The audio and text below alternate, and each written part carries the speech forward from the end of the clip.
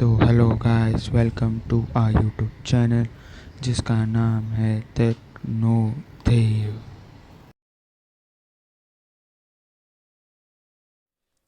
तो आज के इस वीडियो में हम देखेंगे वेरिएबल्स के बारे में। वेरिएबल्स कैसे इनिशियलाइज करते हैं, कैसे डिक्लेयर करते हैं। उसके बाद हम देखेंगे कुछ वेरिएबल्स इनिशियलाइज और डिक्लेयर करते समय जो स्टैंडर्ड रूल्स का इस्तेमाल हम करते हैं उसके बारे में हम देखेंगे। उसके बाद हम देखेंगे डेटा टाइप्स के बारे में। तो डेटा टाइप्स क्या होता है, और डेटा टाइप्स के 3 अलग अलग क्लासेस है जो है प्राइमरी, डिक्लेयर और यूज़र डिफाइंड। उसके बारे में हम देखेंगे। उसके बाद हम देखेंगे different types of data type जिसका यूज़ हम सी के प्रोग्राम में करते हैं। For example integer, floating point, void और कैरेक्टर। तो चलिए शुरू करते हैं। उससे पहले अगर आप हमारे चैनल पर नए हो तो अगर आप हमारे चैनल पर नए हो तो हमारे चैनल को लाइक कीजिए, शेयर की। अगर उससे पहले अगर आप हमारे चैनल पर नए हो तो हमारे चैनल को सब्सक्राइब करना ना भूलिए और इस वीडियो को लाइक कीजिए, और अगर आपको हमारा वीडियो पसंद आए तो उसे शेयर भी कीजिए। तो चलिए शुरू करते हैं। सबसे पहले है वेरिएबल्स। तो वेरिएबल्स क्या होता है? वेरिएबल्स वेरिएबल्स का इस्तेमाल हम सी के प्रोग्राम में इसलिए करते हैं जिससे हम हमारे किसी भी वैल्यू को एक स्टोर कर किसी भी वैल्यू को हम एक जगह पे स्टोर कर सके हमारे सी के प्रोग्राम के अंदर। तो हम हमारे वेरिएबल्स को स्टोर करने के लिए उस वेरिएबल को एक पर्टिकुलर नेम असाइन कर सकते हैं। फॉर एग्जांपल यहाँ पे आप देख सकते हैं, यहाँ पे एवरेज, हाइट, टोटल, काउंट और रूम स्ट्रेंथ, ये सब एग्जांपल्स है जिसका इस्तेमाल हम वेरिएबल्स को डिक्लेयर करने के लिए कर सकते हैं। डिक्लेरेशन यानी कुछ नहीं, जो हम हमारे फंक्शंस या फिर सी के प्रोग्राम के स्टार्टिंग में यूज़ करते हैं, जो कि फंक्शंस के ऊपर रहता है और फंक्शंस के अंदर हम हमारे वेरिएबल्स को कॉल करते हैं। तो हम सबसे पहले हमारे वेरिएबल्स को डिक्लेयर करते हैं। तो डिक्लेयर करते समय वेरिएबल्स को हमें हमारे वेरिएबल्स को एक डेटा टाइप देना पड़ता है, और उसके बाद हमारे वेरिएबल को वेरिएबल का नेम देना पड़ता है। वेरिएबल के नेम में अलग अलग एग्जांपल्स आप देख सकते हैं यहाँ पे दिए गए हैं। तो वेरिएबल्स के नेम को भी डिक्लेयर करते समय आपको कुछ चीज़ों का ध्यान रखना पड़ता है, जैसे कि उसके लिए कुछ रूल्स भी यहाँ पे दिए गए हैं। जैसे कि वेरिएबल्स नेम में लेटर्स, डिजिट्स या अंडरस्कोर का इस्तेमाल हम कर सकते हैं। उसके बाद यहाँ पे दिया गया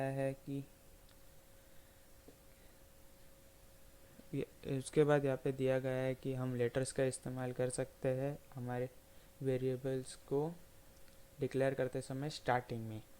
तो जिसका मतलब ये है कि हम स्टार्टिंग में डिजिट्स का इस्तेमाल नहीं कर सकते। उसके साथ यहाँ पे दिया गया है कि स्टार्टिंग में वर्ड्स के स्टार्टिंग वर्ड किसी भी वेरिएबल को डिक्लेयर करते समय स्टार्टिंग अल्फ़ाबेट हमारा वर्ड भी हो सकता है या फिर अंडरस्कोर भी हो सकता है, पर डिजिट नहीं होना चाहिए। उसके बाद यहाँ पे बताया गया है कि वेरिएबल्स को डिक्लेयर करते समय हम ज़्यादा से ज़्यादा 31 कैरेक्टर्स का यूज़ कर सकते हैं हमारे वेरिएबल्स को डिक्लेयर करने के लिए, पर नॉर्मली हम ज़्यादा से ज़्यादा 8 कैरेक्टर्स का इस्तेमाल करते हैं, क्योंकि 8 कैरेक्टर्स का इस्तेमाल करने के बाद भी वो बहुत बहुत ज़्यादा हो जाते हैं ऑप्शन। हमारे पास बहुत ज़्यादा ऑप्शन हो जाते हैं हमारे पास, जिससे हम हमारे वेरिएबल नेम को यूनिक रख सकते हैं और कॉल करते समय ध्यान में रख सकते हैं। उसके बाद वो बोलते हैं कि हम हमारे वेरिएबल को डिक्लेयर करते समय लोअर केस और अपर केस का भी इस्तेमाल कर सकते हैं, पर वो बताते हैं कि अगर हमने हमारे वेरिएबल को डिक्लेयर करते समय लोअर केस का इस्तेमाल किया होगा तो लोअर केस ही कॉल करते समय इस्तेमाल कीजिए, और अगर वेरिएबल नेम को अपर केस दिया होगा तो कॉल करते समय भी अपर केस का इस्तेमाल ही होना चाहिए। तो यहाँ पे एक एग्जांपल दिया है उन्होंने। अगर हमने टोटल ये एक वेरिएबल नेम दिया होगा और उसमें अगर टी कैपिटल होगा और उसके बाद OTAL ये सब स्मॉल होगा, तो कॉल करते समय इसी वर्ड को कॉल करना होगा, T capital O T A L ये स्मॉल होना चाहिए। अगर उसके अलावा हम T O T A L ये स्मॉल या फिर T O T A L ये कैपिटल का इस्तेमाल करेंगे तो वो उससे आइडेंटिफाई नहीं कर पाएगा उस वेरिएबल को सी का कंपाइलर। उसके बाद उन्होंने दिया है कि सी वेरिएबल नेम किसी भी कीवर्ड वेरिएबल नेम ये कोई भी कीवर्ड नहीं होना चाहिए। जैसे कि आपको कीवर्ड तो पहले के लेक्चर में बताया गया है कि कीवर्ड क्या होता है, कुछ एग्जांपल्स भी दिए गए थे, तो आप उसे ध्यान में रखिए। और इतना ध्यान रखिए कि कीवर्ड का इस्तेमाल हम हमारे वेरिएबल को डिक्लेयर करते समय नहीं कर सकते। उसके साथ आप देख सकते हैं कि वेरिएबल को डिक्लेयर करते समय हम अंडरस्कोर का इस्तेमाल कर सकते हैं, जैसे कि रूम और स्ट्रेंथ ये दो अलग अलग वर्ड्स थे, उसको ज्वाइन करने के लिए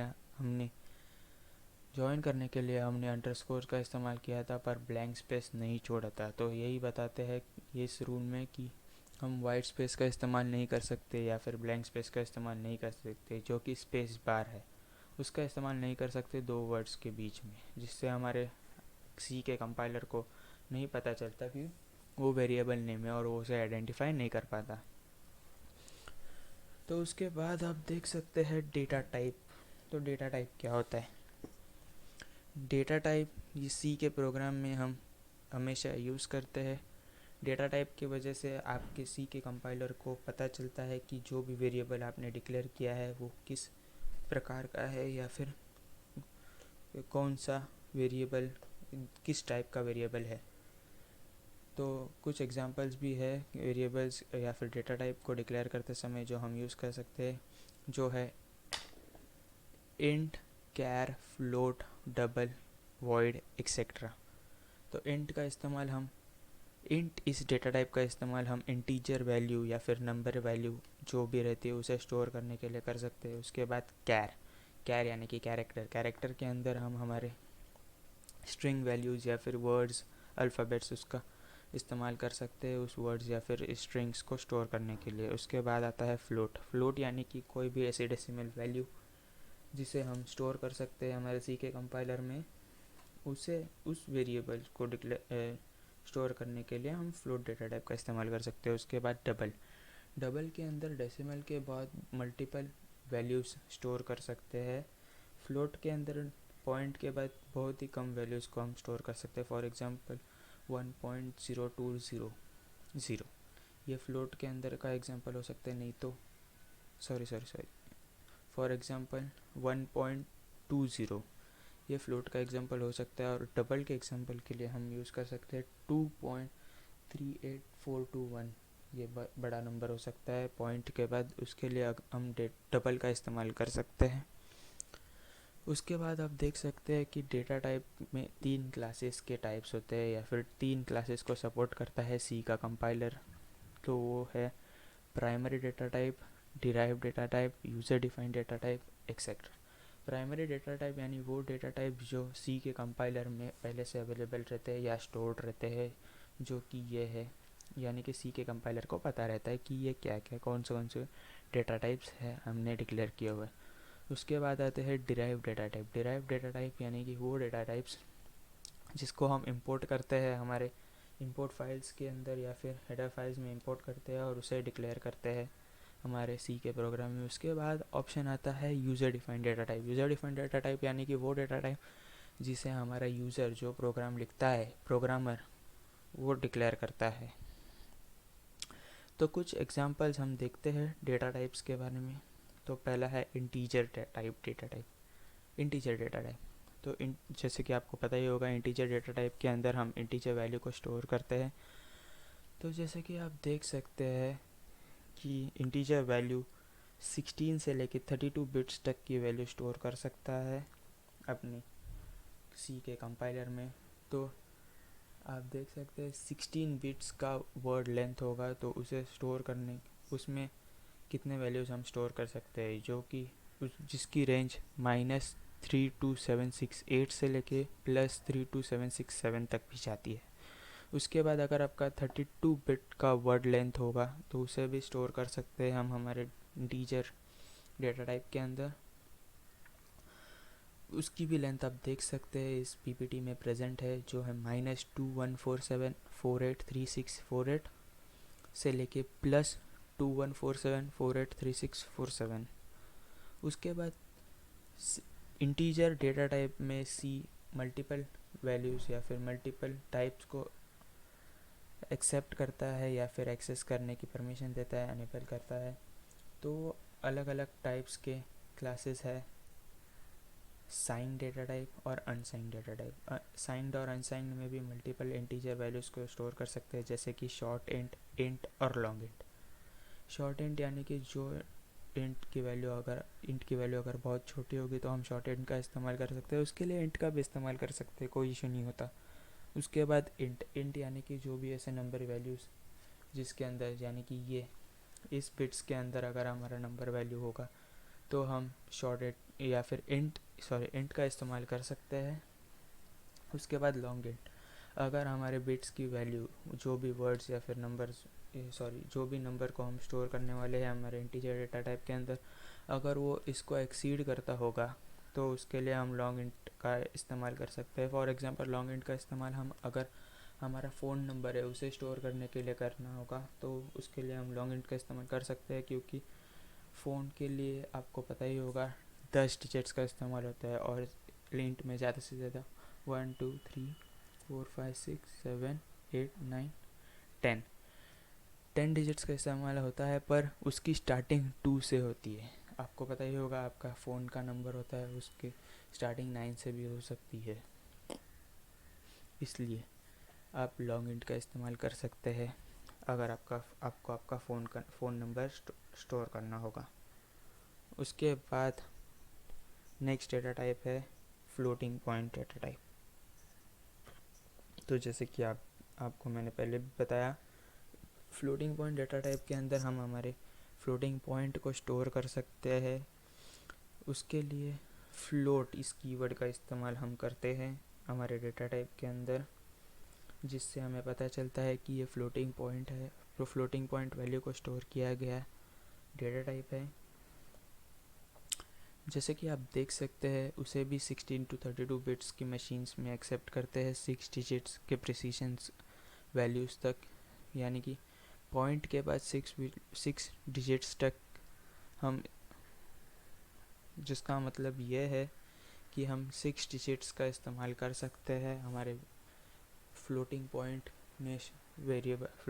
के वेरिएबल में फ्लोटिंग पॉइंट को स्टोर करने के लिए। उसके बाद जैसे कि मैंने आपको पहले भी बताया, फ्लोटिंग पॉइंट के साथ आता है double data type. Double data type में हम अप टू 14 डिजिट्स स्टोर कर सकते हैं, जैसे कि मैंने यहाँ पे लिखा है। तो अगर आपको हमारा पीपीटी इन डेप्थ पढ़ना होगा तो उसके लिए मैंने मेरी वेबसाइट पे इस पीपीटीज़ को अपलोड किया है, आप मेरी डिस्क्रिप्शन में उसकी लिंक देख सकते हैं और वेबसाइट पे जाके मेरे पीपीटी को डाउनलोड भी कर सकते हैं, जिससे आप इन डेप्थ मेरे पीपीटीज़ को पढ़ सकें। उसके बाद है void data type. Void data type का इस्तेमाल हम अगर हमारे प्रोग्राम के अंदर कोई भी ऐसे वैल्यूज़ नहीं होगी जिसे हमें स्टोर करना है, वॉइड का इस्तेमाल हम मोस्टली हमारे फंक्शंस को डिक्लेयर करते समय करते हैं, क्योंकि फंक्शंस के अंदर मल्टीपल डेटा टाइप्स भी हो सकते हैं, मल्टीपल वैल्यूज़ भी हो सकते हैं, तो उसे पता नहीं रहता कि क्या है एग्जैक्टली क्या है, वैल्यूज़ है कि डेटा वैल्यूज़ है या नंबर है, यानी कि अल्फ़ाबेट से या नंबर से। तो उसके लिए हम वर्ड का इस्तेमाल कर सकते हैं और वर्ड को किसी भी प्रकार के रिटर्न टाइप देने की ज़रूरत नहीं होती। जैसे कि आपको पता ही होगा, अगर आपने फंक्शंस को डिक्लेयर करते समय इंट का इस्तेमाल किया होगा तो उसके लिए हमें रिटर्न 0 लिखना पड़ता है। वो अगर आपने वर्ड लिखा होगा तो प्रोग्रामिंग करते समय आप गेट ch का भी इस्तेमाल कर सकते हैं, जैसे कि जिसका मतलब है गेट कैरेक्टर, और उसके बाद पैरेंथेसिस का इस्तेमाल कर सकते हैं, जिससे अगर आपको आपकी आउटपुट स्क्रीन विजिबल नहीं होती होगी तो, अगर आपके आउटपुट स्क्रीन विजिबल होती होगी तो उसकी ज़रूरत नहीं है, आप नहीं लिखेंगे तो भी चल जाएगा।